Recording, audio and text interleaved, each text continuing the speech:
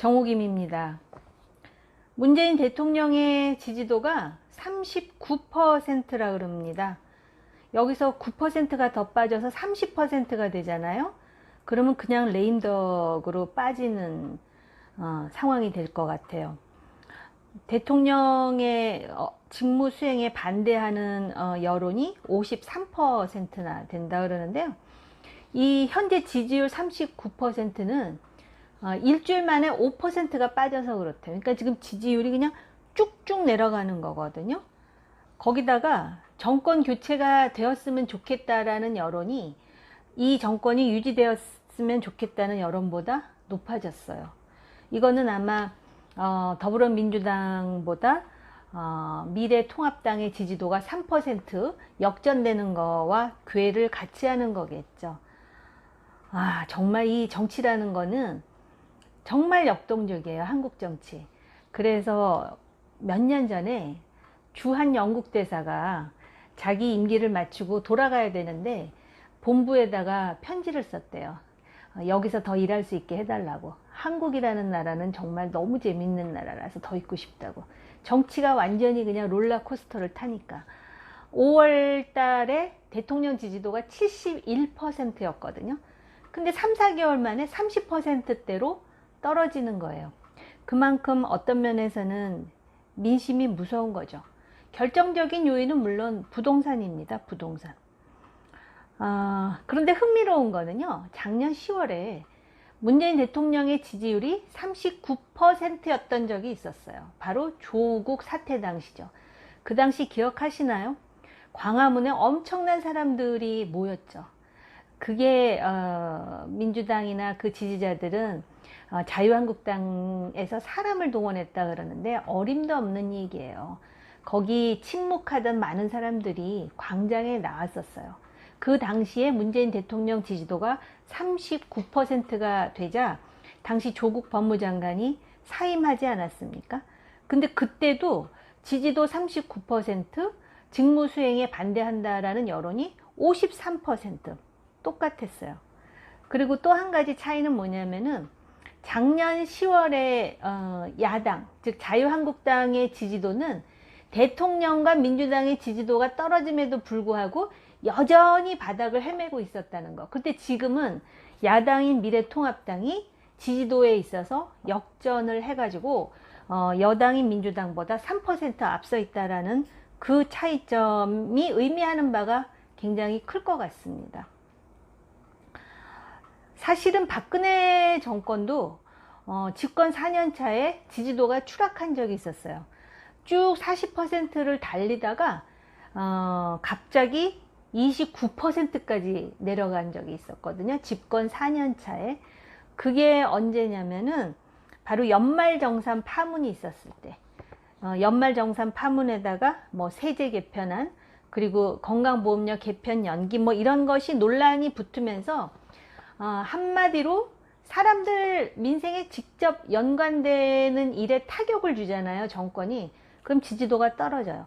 그 지지도가 떨어지는데 가장 큰 요인은 뭐냐면 핵심 지지층이 빠져나간다는 것이죠.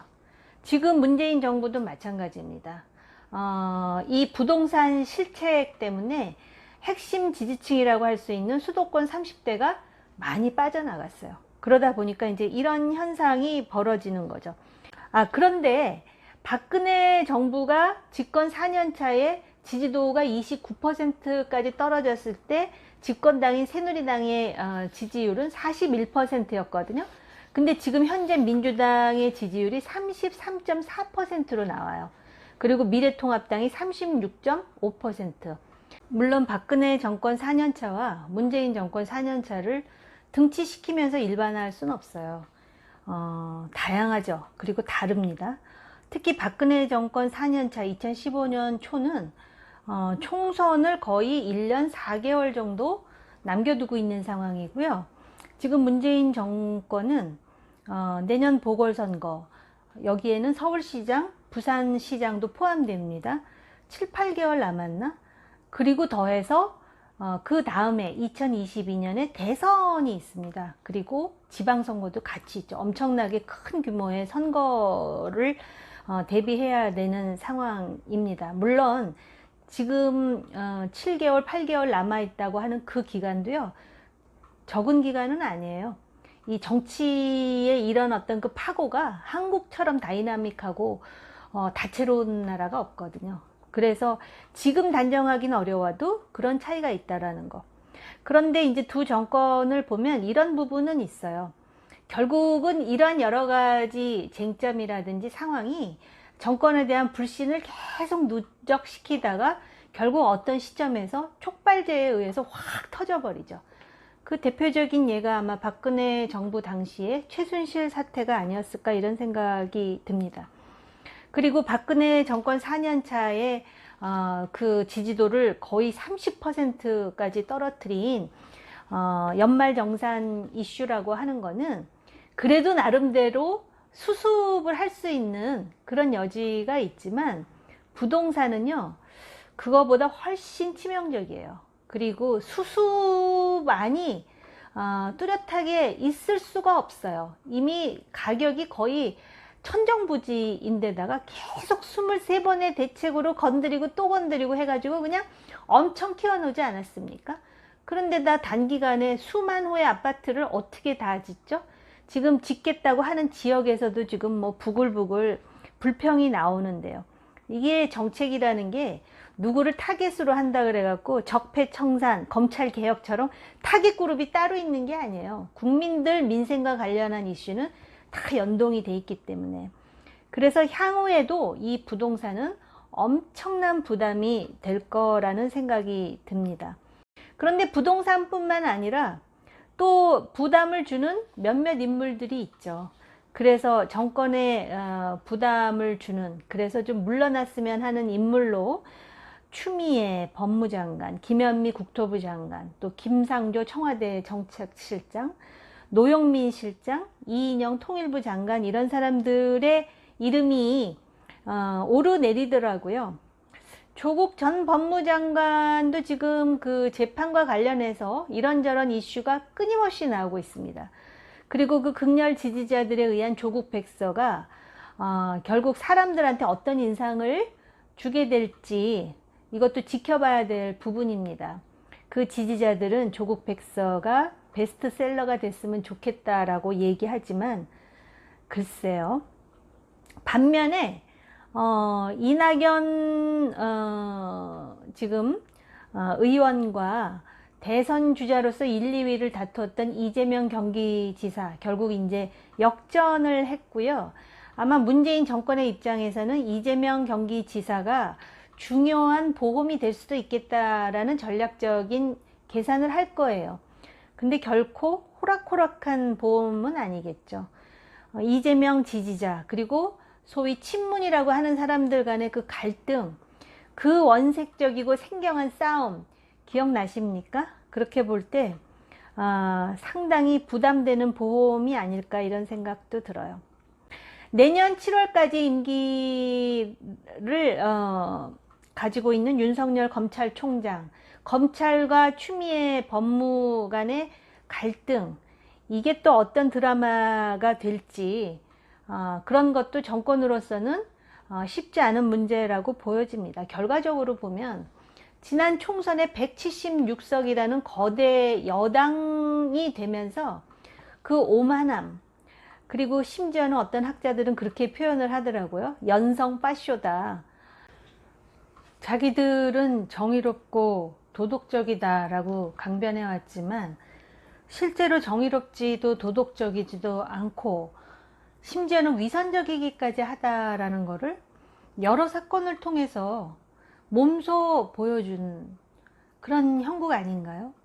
거기다가 부동산 정책을 보면은 무능하기까지 하다. 그래서 지금 이러한 부동산 정책을 조롱하는 다양한 패러디까지 나오는 웃지 못할 상황이 연출되고 있거든요. 176석의 거대 여당, 그리고 권력이 보여주는 오만, 이런 것까지 합쳐지면서 연성 파쇼라는 말이 나오는 거 아닙니까? 뭐 과거 군사 독재처럼 고문은 안 할지 모르지만 일방적일 뿐만 아니라 정치적으로 반대편에 있는 사람들한테 행하는 일련의 제압이라든지 또는 그 사람들에게 보여주는 공포는 거의 파시즘에 가깝다라는 그런 비판들이 전문가들로부터 제기되는 것입니다. 여기다가 또 미래통합당이 치고 올라오는 상황이니까 긴장을 안 할 수가 없겠죠. 그래서 핵심 지지층은 빠지고 이게 이제 극렬 지지자들만 남는 상황이 바로 정권의 마지막 단계에서 보여주는 참 비극적인 상황이라고 저는 생각을 해요. 이게 뭐 역사에 먼 곳까지 갈 필요도 없어요. 불과 몇 년 전에도 유사한 상황이 연출됐었는데 이게 단순히 권력의 비극으로만 끝나지 않고 국민 전체의 삶과 직결된다면 그거야말로 정말 심각한 비극이 될 수가 있어서 굉장한 우려들을 하고 있는 것입니다. 오늘 TV 화면에 이해찬 민주당 대표가 수해 성금을 내기 위해서 방송국을 방문해 가지고 봉투를 내는데 봉투가 없어서 한참을 헤매다가 결국은 내지도 못하고 그냥 들어가는 장면이 생방송으로 나와 가지고 많은 사람들이 웃었다 그러는데요. 거기서 가장 재미있는 장면은요, 여러분들 혹시 안 보신 분들 있으면 인터넷으로 보시면 될 것 같은데 그 여성 아나운서가 이 봉투가 주머니에서 나오지도 않았는데 당황한 나머지 감사하다고 말을 하더라고요. 그리고 또 일설에 의하면 결국은 그래서 봉투를 못 내고 황망하게 자리를 떴다가 나중에 다시 봉투를 들고 와갖고 내는 장면이 화면에 찍혔다 그러는데 이게 전혀 다른 상황 같지만 저는 개인적으로 이런 게 민주당이 당면한 현실인가 이런 생각도 하게 돼요. 그 이해찬 대표의 그런 모습은 지금 민주당과 그 권력이 당면한 현실을 어떻게 보면은 비유적으로 보여준 하나의 장면이 아닌가 그런 생각이 들었습니다. 결국 대안으로 공수처와 남북 정상회담을 가열차게 추진할 것 같습니다. 근데 공수처를 10개나 세운다든지 남북 정상회담을 수차례 한다 그래가지고 이런 상황에서 민심이 뒤돌아서면 민주적 체제에서는 할 수 있는 게 없습니다. 자유민주주의 체제이기 때문에 그렇거든요. 그래서 지금 상황이 상당히 갑갑하죠. 그리고 사실 이러한 정치권의 이런 행태 때문에 당장 삶에 충실해야 될 일반 국민들은 심리적으로도 그렇고 실질적으로도 상당히 고단합니다. 그래서 저도 고단합니다.